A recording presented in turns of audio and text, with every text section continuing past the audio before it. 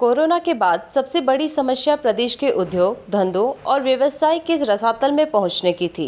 लेकिन कोरोना काल की समाप्ति के बाद चाहे हमारे उद्योग धंधों के प्रयास हो या फिर हमारी सरकारी प्रयास, हमारे उद्योग धंधों ने पुनः कार्यों में रफ्तार पकड़ी और प्रदेश के विकास को नया आयाम देने में कामयाब रहे। आइए देखते हैं।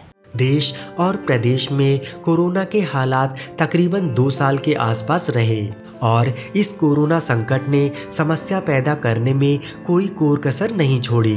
चाहे उद्योग धंधे हों, चाहे खेतीबाड़ी हो, पशुपालन हो, खनिज का काम हो या विदेशी व्यापार, सभी इसकी चपेट में आकर धराशायी हो गए। इस संकट से देश और प्रदेश का कपड़ा उद्योग भी अछूता नहीं रहा।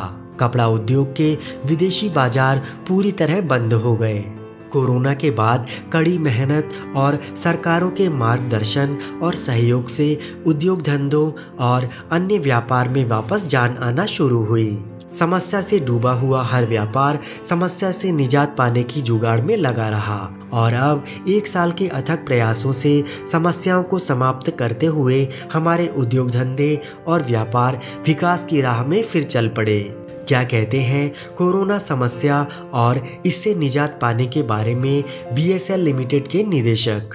कोरोना काल के बाद जो इंडस्ट्रीज वापस स्टार्ट हुई तो एकदम से डोमेस्टिक मार्केट में डिमांड, जो कपड़ा बीच में 1.5-2 साल के सप्लाई नहीं हो पाया, तो गारमेंट सेक्टर की डिमांड आई, स्कूल यूनिफॉर्म्स की आई, गवर्नमेंट सप्लाईज की आई, सारे सेक्टर की डिमांड अच्छी रही।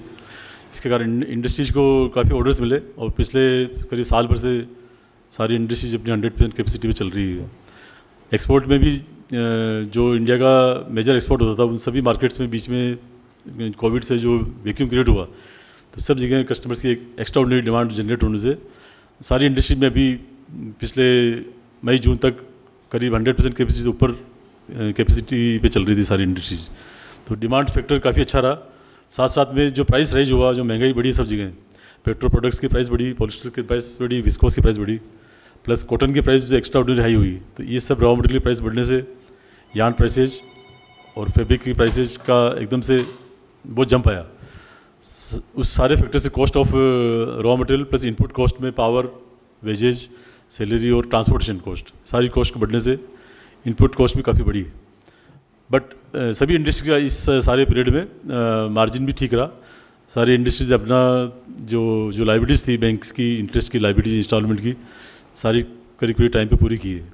सरकार ने भी इस बीच में कोविड के पीरियड में इंडस्ट्रीज को भी हेल्प की। उन्होंने स्पेशल एक GECA लोन करके सभी इंडस्ट्री को दिया। तो जो इंटरिम वर्किंग कैपिटल जो बोल सकते हैं 5 साल का रिपेमेंट है उसका, तो सारी इंडस्ट्रीज को वापस कोविड से स्टार्ट होने में वर्किंग कैपिटल के पोर्शन से कोई दिक्कत नहीं हुई।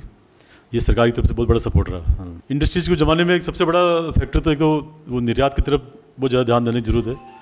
इसमें गवर्नमेंट का सपोर्ट अभी है वैसे, बट जितना होना चाहिए उतना नहीं हो पाया। इसमें सबसे बड़ा फैक्टर है जैसे एक तो मार्केट डेवलपमेंट जो है इंडस्ट्रीज खुद अपनी तरफ से करती है। बाकी सरकार की तरफ से ऐसा कोई प्लेटफॉर्म नहीं है कि जहाँ आप जाके उस मार्केट में आप वो गवर्नमेंट की हेल्प से आप अपना मार्केट डेवलप कर सकते हैं।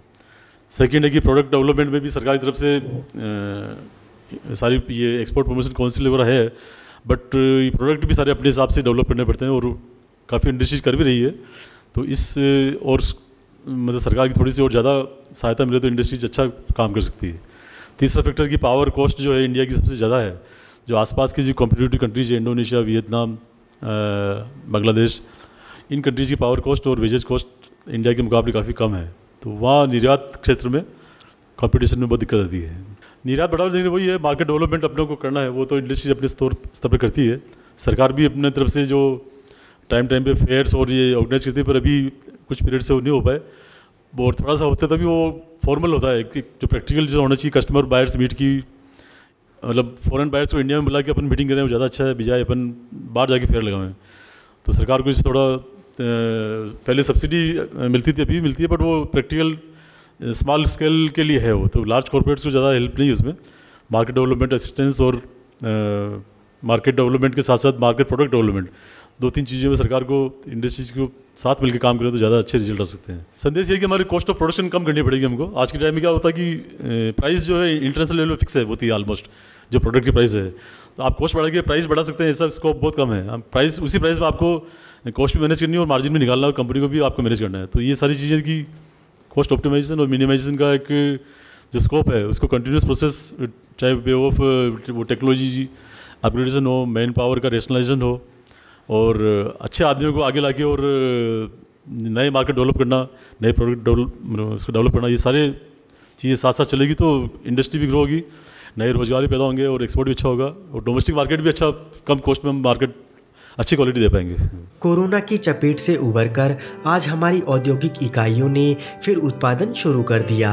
कपड़ा उद्योग के लिए प्रदेश में पहचान बना चुका भीलवाड़ा कोरोना काल में समाप्त सा हो गया था, लेकिन साल भर के कठिन प्रयासों से कपड़ा उद्योग की मशीनरी में नई जान आई। आज कपड़ा उद्योग की मशीनें चाहे धागा बनाने की हो, चाहे कॉटन बनाने की हो या फिर पॉलिस्टर बनाने की हो, सभी अपनी 100% क्षमता से काम कर रही हैं।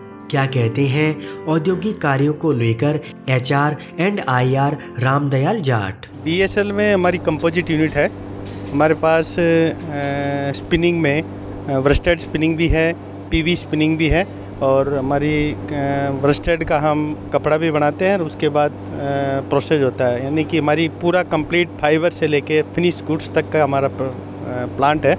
और अभी हम आगे कॉटन प्लांट और ला रहे हैं, उसमें करीब 30,000 स्पिंडल हम कॉटन के डाल रहे हैं। कपड़े का मार्केट है, ज़्यादातर हम एक्सपोर्ट कर रहे हैं, 80% हम एक्सपोर्ट कर रहे हैं और 20% हम डोमेस्टिक में सेल कर रहे हैं। इंडस्ट्रीज़ में सबसे ज़्यादा लेबर की प्रॉब्लम आती है, क्योंकि भीलवाड़ा में काफ़ी इंडस्ट्रीज़ है, तो लेबर के लिए हमारे को काफ़ी समस्या फेस करनी पड़ती है।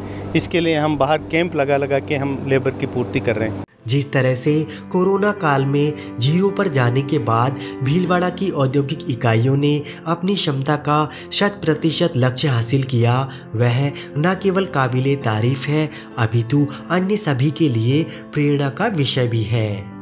यदि इच्छा शक्ति मजबूत हो और किसी काम को करने का दृढ़ संकल्प हम ले लें तो कोरोना तो क्या, उससे बड़ी बाधाएं भी लक्ष्य से दूर नहीं कर सकती।